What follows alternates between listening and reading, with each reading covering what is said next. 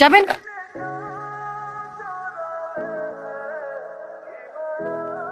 High খালি যাবেন?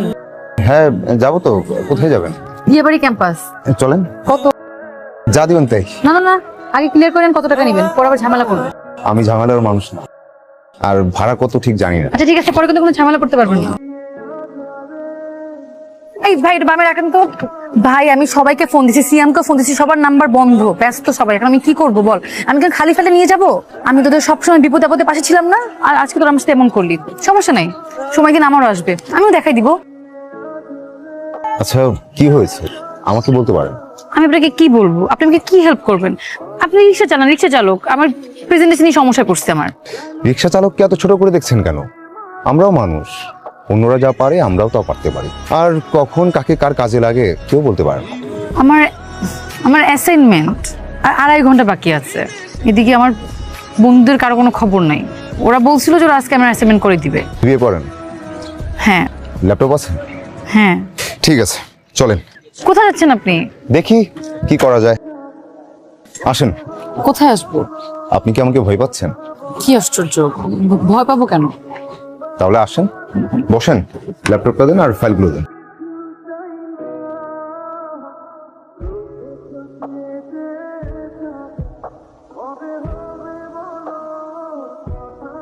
আপনি এখানে? ভালোই হলো আপনি এখানে পেয়ে গেলাম। আমি তো ভাবলাম আপনাকে আর খুঁজেই পাওয়া যাবে না। থ্যাঙ্কস দেওয়ার জন্য। আপনি জানেন ক্লাসে সবাই অবাক হয়ে গেছে, স্যারও অবাক হয়ে গেছে। এত ভালো প্রেজেন্টেশন করলেন আপনি। আপনি তো একজন সুপারম্যান। আপনাকে আমার রিক্সা চালকও মনে হচ্ছে না। এই যে দেখেন আপনি কত সুন্দর করে কথা গুছিয়ে বলেন, আর এত সুন্দর করে আমার প্রেজেন্টেশনটা করে দিলেন। কিভাবে করলেন? এসব ভেবেও অবাক হবেন, জীবন বাঁচানোর যুদ্ধে কত শিক্ষিত লোক রিক্সা নিয়ে রাস্তায় নেমে যায়। বলেন কত টাকা দিব আপনাকে? দেন যা দিবেন তাই। আচ্ছা আপনার ভাড়াটা কালকে দেই। কাল? কাল তো মনে হয় থাকবো না। আচ্ছা আপনি কোথায় থাকবেন বলেন, আমি নিজেকে দিয়ে আসবো। ভয় পাবেন না, আমি আপনার টাকা নিয়ে পালাবো না। আমি এই বিল্ডিং এ থাকি, আমি নিজেকে কালকে দিয়ে আসবো। বলেন। আচ্ছা ঠিক আছে, তাহলে আপনি কোথায় থাকবেন বলেন, আমি চলে আসবো।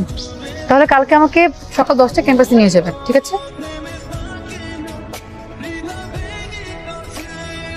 সানিরা আসতে চাচ্ছিল। না, সানিকে আমার পছন্দ না। শেষ কথা, এখানেই শেষ। সমস্যাটা কোথায় সেটা তো বলতে হবে। আমার পছন্দের মানুষ আছে। সকালে এক কথা, বিকালে এক কথা। তোর কথা সত্য মিথ্যা কিছুই তো বুঝতে পারছি না। মা এটা সত্যি সত্যি সত্যি, 5000 সত্যি। আচ্ছা তোর পছন্দের মানুষের নাম কি? কি করে? মা ও রিক্সা চালায়, ওর নাম জসিম বন। কি কি শুরু হলো আমার বাসায়? 5000 টাকা দাও তো। কালকে না 500 টাকা নিলি, আজ আবার 5000।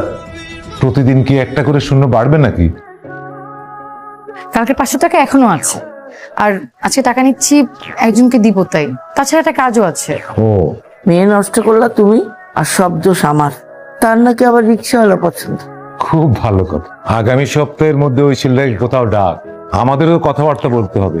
আর দেখি তোর পছন্দের রিক্সাওয়ালার মধ্যে এমন কি আছে যা অন্য কোনো ছেলের মধ্যে নেই। চলে এসেছেন? আজকে আপনাকে নিয়ে সারা শহর ঘুরবো, আর আপনার সাথে কিছু জরুরি কথাও আছে। আমি রিক্সা বেশি সময় চালাতে পারি না, ওই পা ব্যথা করে, নতুন চালক তো তাই। আচ্ছা তাহলে রিক্সাটা পাতে অটো রিক্সা নেওয়া যায় না? না আমি তো অটো রিক্সা চালাতে পারি না। আচ্ছা ঠিক আছে, তাহলে আমরা কোথাও বসে কথা সেরে নিব, চলেন। আচ্ছা তাহলে আমাকে কি করতে হবে? কিচ্ছু করতে হবে না, আপনি শুধু আমার মা বাবাকে যে বলবেন আমাকে আপনার পছন্দ, কিন্তু আপনার বিয়ে করতে একটু সময় লাগবে। তারপর কি হবে? তারপর কি হবে সেটা আমি বুঝবো। তারপর কি সময় শেষ হলে আমাকে বিয়ে করবেন? কি বলেন আপনি এসব? এটা তো নাটক সাজাচ্ছি। আমি আপনাকে ভাড়া করতেছি, আর বলতে পারেন আমি আপনার থেকে হেল্প চাচ্ছি। আপনার বাবা মায়ের তো আমাকে পছন্দ নাও হতে পারে। আমি তো সেটাই চাচ্ছি, আপনাকে তাদের এমনিতেও পছন্দ হবে না। তারপর আমি কয়েকদিন আপসেট থাকবো, তারা আমাকে দেখে তারাও আপসেট থাকবে। এরপরে আমি বাবাকে বলবো আপনি আমাকে ধোকা দিয়েছেন। ছেলে জাতটাই খারাপ, পুরুষ মানুষ আমার চোখের বিষ। এভাবে কয়েকদিন নাটকের পর নাটক চলতে থাকবে, নাটকের পর নাটক চলতে থাকবে। বুদ্ধিটা কেমন? জঘন্য বুদ্ধিটা, তুই তো ভয়াবহ মেয়ে। মেয়েরা ভয়াবহই হয়। শালা কপাল রে মামার, তো রিক্সাওয়ালা তুই মায়া পড়ে ফেলবি, আর আমি সারাটা জীবন এটা কোল বালিশও পড়াইতে পারলাম না। পটাপটির কিছু না, মেয়েটা একটা বিপদে পড়েছে। ব্যাপারটা সত্যি হলে ভালোই হতো। মেয়েটি দেখতে কেমন? মেয়েটা দেখতে নক্ষত্রের মতো। মেয়েটার চোখের দিকে তাকালে মনে হয় এই অন্ধকার শহরের একমাত্র নক্ষত্র সে, হীরার নক্ষত্র। একবার তাকালে মনে হয় 1000 বছর তাকিয়ে থাকে। না না না, তুই কিন্তু কাজটা একদমই ঠিক করছিস না। কোথাকার কোন রিক্সাওয়ালা, চিনিস না জানিস না, তুই তোর বাবা মায়ের সামনে নিয়ে বসাবি? আরে এটা কি সত্যি সত্যি নাকি? এটা মিথ্যা মিথ্যা। আর তুই রিক্সাওয়ালা বলছিস কেন? কি আশ্চর্য, রিক্সাওয়ালাকে রিক্সাওয়ালা বলবো না? না বলবি না, শিক্ষিত ছেলে, কোনো সমস্যায় পড়ে রিক্সা চালাচ্ছে। আর শোন, ওকে যদি ধুয়ে মুছে একটা জায়গায় দাঁড়া করানো হয় না, তোর বয়ফ্রেন্ড পিয়াসের থেকে ওকে 1000 গুণে হ্যান্ডসাম লাগবে। মানে কিসের সাথে কি মিলাচ্ছিস? ঠিকই আছে, বিপদের সময় তোমরা কেউ ছিল না, ওই রিক্সাওয়ালা আমাকে হেল্প করছে আর এখনো করতেছে। তোদের সবার থেকে আমার ওই রিক্সাওয়ালাই ভালো। এভাবে কেউ কারোর সাথে কথা বলে? যখন একটা বান্ধবী আমার। বন্ধুরা তো কত কথাই বলে। না, এভাবে বললে হবে না। এরপর যদি আমার সাথে এভাবে কথা বলো না, একদম ঘুষি মেরে নাকটা ফাটিয়ে দিব। আচ্ছা, আপনি শান্ত হন। ঠিক আছে, শান্ত হলাম। শুনুন, এখানে কিছু টাকা আছে, এটা রাখুন, কালকে শপিং করে ফেলবেন। আর এইসব চুল দাড়িটা একটু সাইজ করবেন, যাতে দেখতে একদম হিরোর মতো লাগে। ঠিক আছে, কিন্তু টাকা লাগবে না। ধরুন না, নতুন জামা প্যান্ট জুতা। নতুন শার্ট, নতুন প্যান্ট, নতুন জুতা সবই আমার আছে। আপনি এত টেনশন করছেন কেন?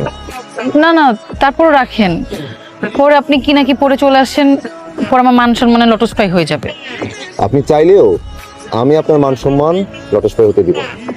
আমি যাকে হেল্প করি মন থেকে করি। তাহলে কি আপনাকে বিশ্বাস করতে পারি?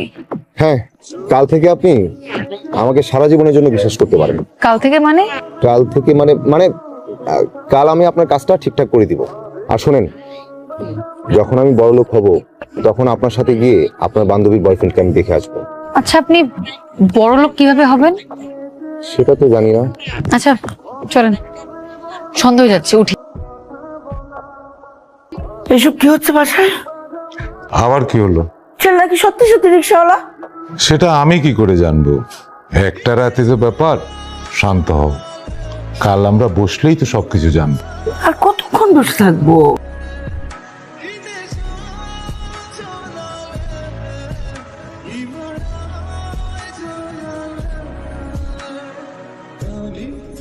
জামা কাপড় ঠিক আছে?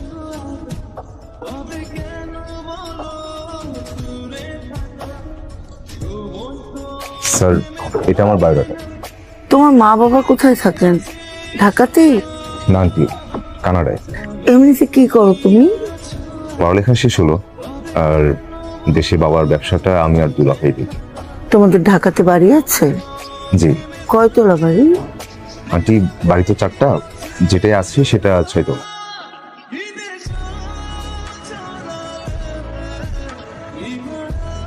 এমন চুপ হয়ে গেলেন কেন? আমি কিন্তু পাত্র হিসাবে অতটাও মন্দ না। আপনি আমার সামনে থেকে ভাগেন, যান। আমি বন্ধুদের সাথে বাজি ধরে রিক্সা চালক সেজেছিলাম, কিন্তু প্রথম যেদিন আপনাকে দেখলাম তখন মনে হলো আমি বছরের পর বছর এই মানুষটার জন্য অপেক্ষায় ছিলাম। আমি কথা দিচ্ছি, আমি সব সময় তোমার পাশে থাকবো। বৃদ্ধ হয়ে গেলেও আমি তোমার হাত ধরে রাস্তা পার করে দেবো। আমি নিজে না খেয়েও আমি তোমাকে খাওয়াবো। আমি কথা দিচ্ছি, আমি আজ ভালোবাসবো, কাল ভালোবাসবো, পরশু ভালোবাসবো, সব সময়।